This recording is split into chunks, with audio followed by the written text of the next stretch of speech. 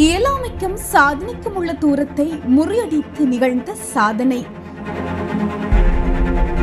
வரலாற்றில் முதல் முறை நடந்த சம்பவம். என்னாலும் முடியும் என நிரூபித்து காட்டிய மாற்றுத்திறனாளி.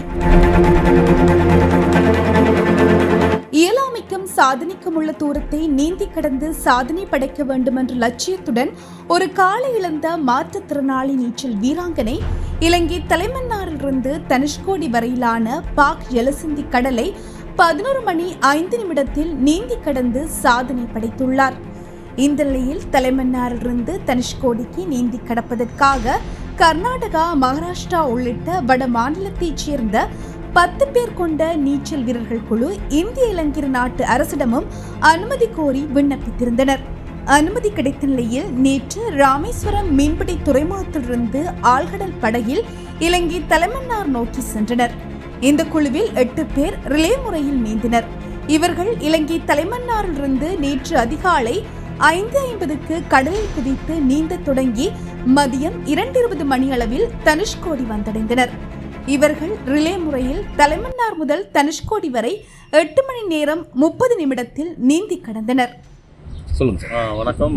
இன்னைக்கு வந்து பாக் ஜலசந்தி, அதாவது தலைமன்னார் டு தனுஷ்கோடி நீச்சலுக்கு வந்து ஒரு 10 பேர் கொண்டு பண்ணாங்க. அதில் 8 பேர் வந்து ரிலே என்ற முறையிலும் 2 பேர் தனியாக சோலோன்னு சொல்லுவாங்க, அது பண்ணாங்க. இதில் மொத்தத்தில் 3 மாற்றுத்திறனாளிகள் கலந்துக்கிட்டாங்க. அதில் 8 ரிலேயில் 8 hours 30 minutes வந்து கம்ப்ளீட் பண்ணிட்டாங்க. அந்த ஸ்ருதின்னு ஒரு பொண்ணு, ஒரு கால் இழந்தவங்க, அதாவது மாற்றுத்திறனாளி. அவங்க வந்து 11 மணி 5 நிமிஷத்தில் வந்து தனுஷ்கோடியை வந்து சேர்ந்தாங்க. இவங்க வந்து காலையில் 5:50க்கு ஸ்டார்ட் பண்ணி வந்தாங்க. நல்ல அலைகள் இதெல்லாம் கொஞ்சம் கஷ்டமாக தான் இருந்தது. அதையும் மீறி அவங்க வந்து கஷ்டப்பட்டு வந்து சேர்ந்துருக்காங்க. எனக்கு தெரிஞ்சு இது ஒரு காலில் ஸ்விம்மிங் பண்ணியிருக்காங்க. மாற்றுத்திறனாளி பண்ணல இவங்க தான் முதல் முறையாக இருக்கும்னு நினைக்கிறேன்.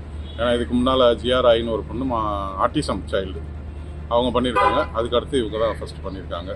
நான் வந்து இந்திய நீச்சல் கழகத்தோட அப்சர்வர் பார்வையாளராக வந்து இதில் கலந்துக்கிட்டேன். இவர் இலங்கையில் உள்ள தலைமன்னாரிலிருந்து இந்தியாவில் உள்ள தனுஷ்கோடி வரையான பாக் ஜலசந்தி கடலை நீந்தி சாதனை புரிவதற்காக நேற்று அதிகாலை 5:50 மணியளவில் தலைமன்னாரிலிருந்து கடலில் குதித்து நீந்த தொடங்கி மாலை 4:55 மணியளவில் தனுஷ்கோடி அரிச்சல் முனைக்கரையை அடைந்தார்.